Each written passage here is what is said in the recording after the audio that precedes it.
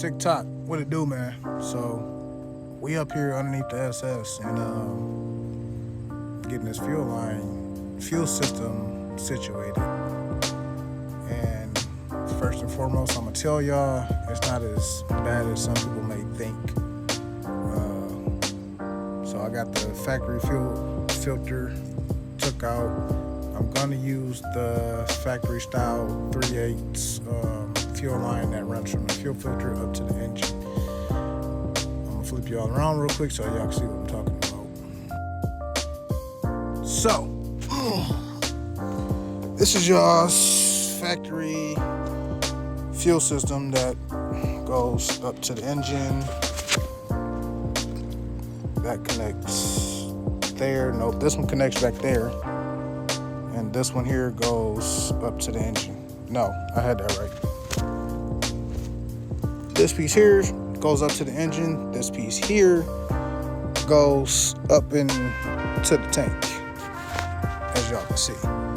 So the one that's coming from the tank that does not have the fuel filter on it, which will be this whole long piece that goes all the way up to the engine. If you got rusty brake lines, you might as well take them out because you're already right there, which will be the smaller one. On the tank, if I can zoom in, that second with that middle one right there, that will be your 5/16 fuel line. Take that line, which is this one right here, completely out. You're not gonna need it if you're doing the LS swap. Now, what you're gonna want to do is take out your factory fuel filter, get your Corvette style, run the AutoZone, and get you a piece that connects into this one and connects into this one. This is your 3/8 line. This is the only one that you're gonna need going up to the engine. And then you connect it here. This one here is your 5/16 fuel line. So you take the pure part. As soon as I find it, I'm gonna show y'all.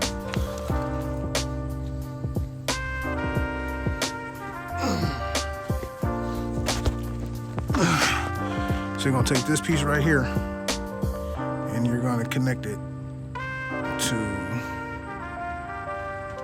this one right here, and you're gonna push it all the way in until it locks you. You might have to use you a little bit of grease or something, then you're gonna connect it to here.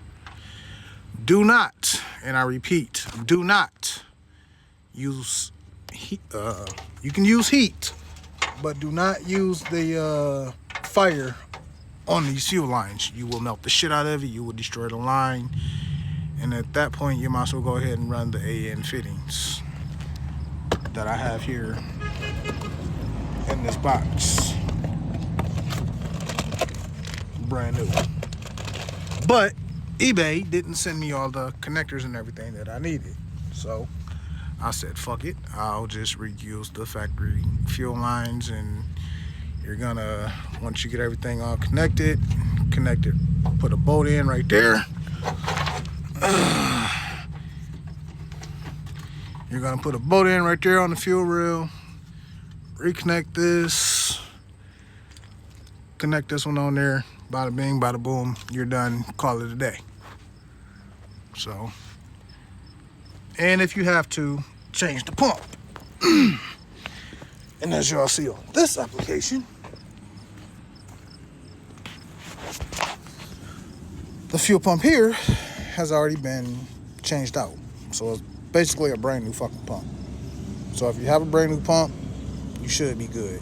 This pump here should have enough pressure to push the gas up to the engine and back. Now if it don't, I'm gonna order the 255 Walbro, and I think I'm just gonna go ahead and just change that out anyways and order that 255 Walbro. Also, clean your tanks off, and then you're gonna figure out which one of your wires that you got, or which one of your fuel pump wires. You might as well get your wiring and go ahead and run that up to the where it's got to be ran to. I still yet to figure that out. I don't know if I'm gonna run the wire drill a hole in the floorboard and get a grommet and run it up through there like that, or how I'm gonna do that yet. I haven't decided on that, but I gotta do that before I put this tank back in the car. And I think I'm gonna also order that 255 Walbro fuel pump. So if y'all think I don't have to, man, hit them comments and let me know. But your boy out here working, out here getting it. Show y'all what it's looking like underneath the hood real quick. Some of y'all ain't seen it. All right, so here we are. I know the sunlight is bad. I can't really help that, but there's the factory style fuel line. Only thing I gotta do is connect that to the back of the intake. The wiring, everything is already there. I gotta figure out what I'm gonna do about the oil pressure sensor. If I'm gonna change that or how I'm gonna do that, because this harness does not have it. So probably just gonna have to run an oil temp gauge or something and go from there on that one. But for the most part, I mean, shit, this engine is in. I ain't gotta take it out no more. I just gotta finish bolting everything up. Power steering lines, I still gotta finish them up, you know. For the most part, this engine is in. Like, it's not coming back out. The bell housing is bolted back up. It's not coming back out at all. So then I gotta run the damn, what the hell is that? The tranny dipstick. I gotta run that. Got the battery, you know. Got the manifolds on there for now. If y'all know some good headers, long tube headers that I can run, I already know I gotta cut this out. Let me show y'all real quick. I already know I'm gonna have to end up cutting out this bracket because this is hitting right there and it's not allowing me to fully bolt the exhaust up. So, plus I'm cutting all that off anyways. But if y'all know a good exhaust, I mean, some good long tube headers for these B-bodies, man, drop them comments. Let me know, please. Because I might end up cutting this back to right here and then just run a fresh new pipe. Because that's how it is on the other side. It's cut further back. And I'll just run a fresh new pipe from there and right here and just run it to the long tubes. But for the most part, man, she is in that thing, boy. Y'all see that new low profile oil pan also? And don't laugh at my jack stand job neither. I've been trying to browse some jack stands, but don't nobody got none. But yeah, man, I mean, shit. For the most part, this job is damn near complete. I'm so happy about it. I don't even know how to act my damn self. But, I did not have to cut a slit into the cross member. I was able to use the factory style cross member. I didn't have to cut, didn't have to splice. Factory dry shaft is still hooked up.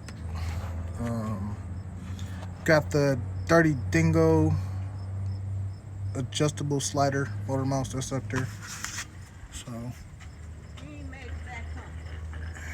yeah, man, y'all see it, man. We out here working, man, trying to get this mug done. This mug been kicking my ass. So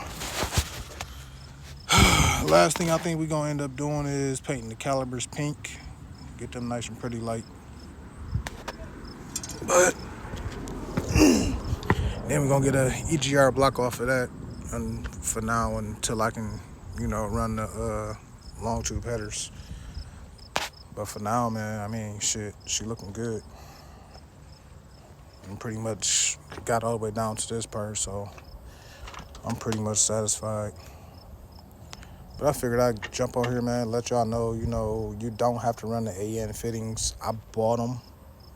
I bought the kit just in case I did need it, but, you know, turns out that I didn't need it, so. However, man, we trying to get this thing done, cranked up, and at least starting over, and then I'll send it to the tuner. But until then, y'all, I'm going to keep y'all updated. Until then, stay greasy, be easy.